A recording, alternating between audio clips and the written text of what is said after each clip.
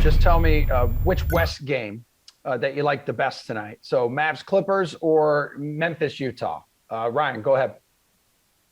I think that this Jazz Memphis game is interesting to me. I think that this series has been relatively close. Only one game has been decided by 10 or more points. I think Donovan's slowly but surely getting back to his usual.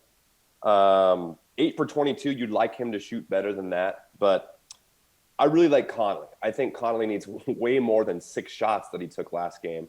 When the ball's in his hands, he's very steady Eddie. Great decisions happen when he has the ball. So I think if they mix a little bit more Conley in tonight, this game will be close, but I think I think the Jazz end it.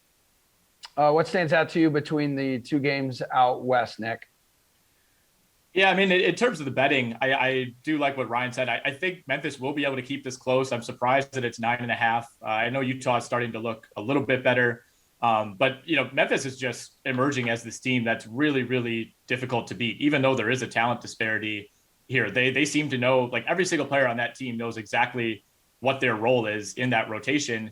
And they've kind of narrowed things down. Brandon Clark is completely out of the rotation. Justice Winslow's out of the rotation. They have their 7 or 8 guys that they trust.